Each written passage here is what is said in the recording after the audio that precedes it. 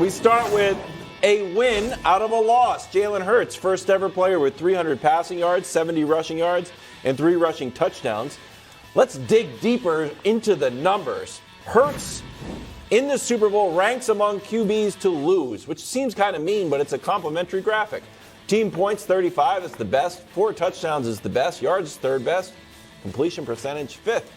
So, Brew, are you ready to say he's officially a top 5 quarterback?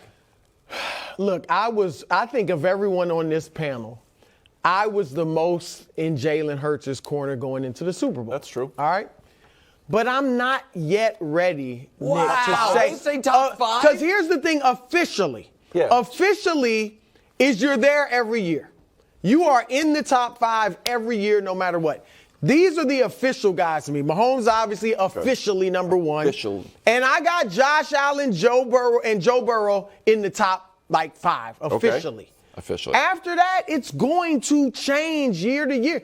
You could argue that Trevor Lawrence, Geno Smith, this year, Jalen Hurts, obviously, that they're in there. But will those 3 necessarily be in there next year? Could be Justin Herbert, could be Lamar Jackson. Right. So, no, Nick, I just need to see more than 1 year. I'm with you going into next year, and I said this yesterday. Going into next year, if they do QB rankings, he'll be in the top 5. But would he be in yours? If you right now, you don't have to give him right now, but I would put him, but again, it's not permanent. I wouldn't be surprised if Lamar or somebody moves ahead of him during the course of next season. Okay. I would be surprised if it's not, if in the top 4, obviously Mahomes will be there, but Josh Allen and Burrow will be, I expect them to be there too. They can't and the rest can, those 3 are official. Well, You've seen enough from Hurts? No, great year and one great game. You're saying you need more than one great year, and I'm not sure if you've watched in the regular season Josh Allen's career, but there's one. He was in the MVP conversation. He literally got a vote. Oh, you're talking this year? Okay, I don't. Listen. He was great this year. Oh, he was great this year. Okay. He wasn't MVP. He wasn't Mahomes. I agree with you that we need larger samples with quarterbacks who've been in the league a long time. So like with Geno was excellent for the majority of this year, tailed off a bit at the end. But because we have a large sample of him not being that, now maybe it was because of lack of opportunity. But that's true. Then being more skeptical of it's fine. Burrow has really only played 2 years. I was ready to call him a top 5 quarterback after his second year, which was his only full year, because it's like, okay, he doesn't have a long history of it, but what we've seen of him has been excellent. Yeah. Jalen's been a starter for 2 years. One of the years he was excellent, and I was a Jalen Hurts skeptic. There's no denying it. I'm not running from it. I was very curious about how he would fare in the postseason, how he would fare in this moment. And he rose to the occasion. And I don't give him credit for the fumble, but I do give him credit for a guy who, and I know you guys got mad when I would mention this stuff, played poorly in postseason games in college, and then played poorly in the postseason last year, then gets to the Super Bowl, has what could be a horrible moment, an unforced fumble. It's not like someone even jarred it loose. To then rally and not have kind of the ghosts of playoff games past come and get you, I thought was really impressive. So I got a little ahead of myself yesterday when I gave you the quarterback rankings and had Jalen number 2. Uh-huh. I had Mahomes 1, 2, 3, so it wasn't it was more about a Mahomes graphic. But can I just show you? I got a pyramid. Official? Oh, a pyramid. I've got a quarterback pyramid. I've got a quarterback pyramid if you'd like to see it. Mahomes at the top. The Burrow Prince, and the Prince is top 3. God. Caleb's a nice young man, but this is a little... And Justin Herbert, and then Allen, Lamar, Dak, and Rodgers. That's right now, to me, the 10 best quarterbacks alive. How is Herbert better than Josh Allen? I just watch him, and I think he's better. And I also, here's the other part of it that I will mention when it comes to Trevor, Jalen, and Justin Herbert. I do give a little curve to guys that are younger because I think they are more likely to improve and we're projecting for next year. So Patrick is 27. Mm-hmm. Burrow, Lamar, and Josh Allen are all 26. Jalen and Justin are 24, and of course the Prince is 23. And then Caleb's 21. I mean, the guy is skyrocketing. But so I think Herbert's better than Josh Allen. I think he's more reliable than Josh Allen. But let's not argue about Josh Allen. To me, Jalen Hurts has done enough, especially at that age with a limited sample size, to show you he should be considered a top 5 quarterback. And going into the year, Wildes, I said on the very popular What's Right podcast, I thought he was the 25th best quarterback in football. I didn't believe in him. But, I mean, I got to give the guy credit for what he's accomplished. I agree. So, top 5 officially. Yeah, I was going to take out my gavel. Oh, yeah. Yeah, you haven't used the gavel in quite some time. Officially top 5. I don't think that's debatable. Here's the thing. It is debatable. He went all the way, and of all the quarterbacks to lose, he scored the most points. He had one. Look, again, I think he's full year. Next year going in, he would be top 5. I got to see more. But did you feel that way about Burrow going into this year? Was Burrow not officially top 5? Because he's thrown it more consistently, and Burrow didn't have the supporting cast. That's what you were thinking that Eagles got to the Super Bowl on. The great receivers, the great offensive line, the great defense. And Burrow had none of that other than the receivers. Yeah, the great receivers. But he had a horrible offensive line, and the defense was pretty good. Just quick hypothetical. If Jalen Hurts would have won the Super Bowl, where would you have put him? If the ball bounced honestly, I think I may have felt the same way. Oh, okay. Well, what do you want the guy to do then? I want him to do it a little more consistently. That's all. Wow, that's a shame, Brew. You could have been the Hurts guy. You jump on and off. You're on Mac now. You're off Mac. I'm always on Mac. I don't know. You didn't sound like it in the opener. It's unconditional love, but I'm not going to be happy with everything you do. That's tough love. I'm tough love on Jalen. I'm also tough. I want to keep him working. Other news out of Philly. Colts have not rehired Jeff Saturday. Well, that was good. They are hiring Eagles OC Shane Steichen. Eagles also lost their defensive coordinator, but I think that has a little bit less to do with Jalen Hurts' production next year. So, Nick, do you think Jalen takes a step back next year? No OC, or new OC at least. I don't, for 2 reasons, because I think this is different. We obviously saw Josh Allen lose Brian Daboll, and it did seem to hurt him. Yeah. But that is one of the downsides of having a defensive coach, is that if your offense is awesome, your offensive coordinator gets picked away, and now are you going to have it? And I know Dorsey wasn't running a new system, but it's not as smooth.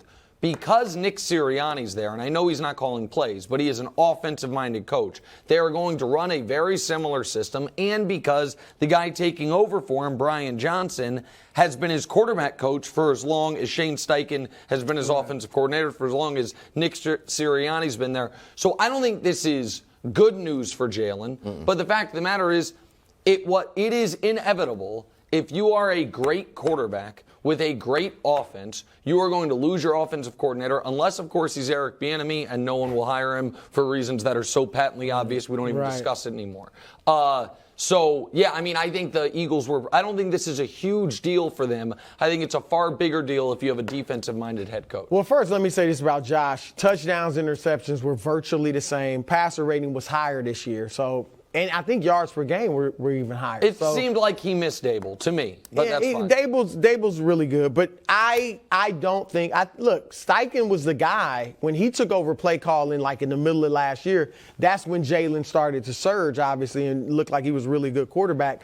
But I'm with Nick. I think first of all, I think great quarterbacks are fine. They may go a little down or a little up depending on the coordinator, but he's going to be good no matter what. And I think all the intangibles we always talk about, the work ethic, the drive, the ambition, that leads me to think he'll be fine. You think Tom Brady missed Bruce Arians? That's true, but he's also 45 years old. But I didn't think that was an age thing. I thought like the offense looked very different once Bruce left and Byron Leftwich was still there. And I know think it's the reverse everybody that missed you're arguing. No, that's a good point. But I feel like we're just downplaying it. Well, I guess. So hold on. If you think he's going to suffer with Steichen not there, how did you just pull out the gavel? I'm just taking a step back. Because he's certainly a step back is out of the top 5. No, not to me. He's at 3. Here's the reason, Wildes, I do think that, and now it is not, each of these situations is different on its own because sometimes the offensive-minded head coach is also the play caller. That is not the case in Philadelphia. Sirianni was not calling plays, Shane Steichen was. And so I do think there will be a bit of a learning curve there. However, because they are not hiring from the outside, right? Sure. Because it is someone he has been with, because it is someone that Sirianni's been with, and because I would imagine they have been preparing for this. For the midway point of the season, we started hearing the moment Jalen's name was brought up as an MVP candidate, Shane Steichen's name started getting brought up as a potential next head coach in this league. So I think they probably have a plan there. Also, I do not know, I know it's on the topic, I'll be very quick here. I do not know how the Cardinals can hire Jonathan Gannon to be their head coach after that Super Bowl. I flatly don't.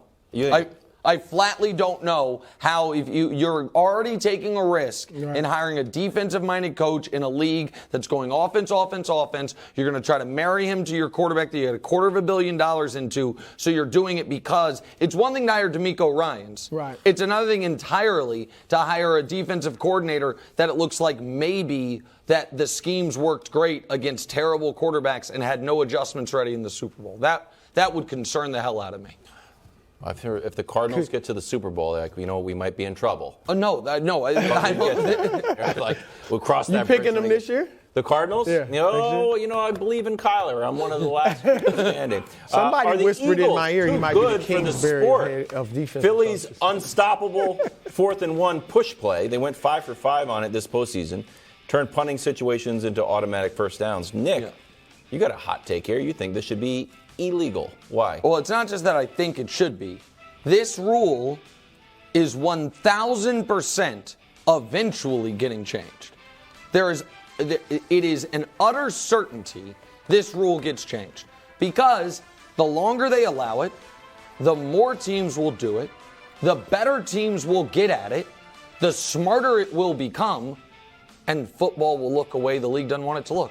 If a team figures out how to get 4 yards on this, they'll run it every play. That's the thing. I was wondering why the Eagles weren't going for it. They will run it. 4th and 3. If you can, right now they get 2 or 3 yards every time they run it. If you can find a way to make it 50% better, you can run it on first down and just keep I think running it'll be difficult to get 4 yards. Well, maybe, but maybe nobody has schemed it up. Like, hold on, wait. We have running backs and wide receivers as the ones pushing them. What if we put every offensive lineman on the, and guess what it'll look like? Rugby. And the NFL wants the league to look a certain way, and it's about quarterbacks and throwing the football. So they're definitely changing the rule. And I'm glad for a lot of reasons, but I'm glad the Eagles didn't win the Super Bowl in this regard because it would sound like sour grapes for me saying, you got to change this rule. But they don't want football to look like a sport that isn't football, and that play doesn't look like the way modern American football is played. Well, here's what I'll say. If it gets to that point where teams are doing it and it's unstoppable no matter who the team is, I'm with you. But I don't know, and I don't have the data. Obviously, some teams tried it here more than we've ever seen. But if other teams are doing it and not having the success of the Eagles, then I don't think you should change the rule because then it tells me it's not the play, it's the personnel. And I think that's what the NFL should do. Look at all the other teams and how much they did it and see how much success they had. Because, look, the Eagles have been great on QB sneaks ever since Jason Kelce was there. Sure. All right, that's his greatness. They got the best offensive line in the league. And then you got a quarterback that bench presses squat 600 pounds. So I think their personnel might have a lot to do with it. And if other teams aren't this successful or even close, then I think, hey, the Eagles are just great at this. We're not going to take it away from them. I think they would, though, Wildes. I think even just because if other teams try it and can't do it. Because what if the Eagles get better at it? What if the Eagles next year come out and this is half of their offense? Then hold on. Well, you're looking at me like it's ridiculous. What I'm saying is they already have kind of hacked the quarterback sneak in a way we never thought was possible. And it is the reason I think the NFL is going to step in early is because you can't step in late. If it's week 3 and it's like, oh my God, This team has an unstoppable play, and it's one thing to have an unstoppable play that's fun and exciting to watch. It's another thing for it to be the worst-looking play in the sport. It's another thing for it to be 3 yards in a cloud of dust. That used to be football. Right, but not quite like that. And so what you can't do, what wouldn't be fair, is for it to be mid-October and be like we're changing a rule. You can't do it in the middle of the year. You can't do it in the middle of a season. So I would be shocked if the NFL does not change that this rule offseason. This offseason. Okay. There you go. You heard it here first. It's a good thing that you guys won. It would have been a bad It would have been a bad look. Change the rules. It would have been a bad look. it'd sound like a Bills fan. Oh! Change the rules because we Mahomes and lost. Kelsey next. First things first. Thanks for watching. Subscribe here to get more from the show and to check out clips from other shows on FS1.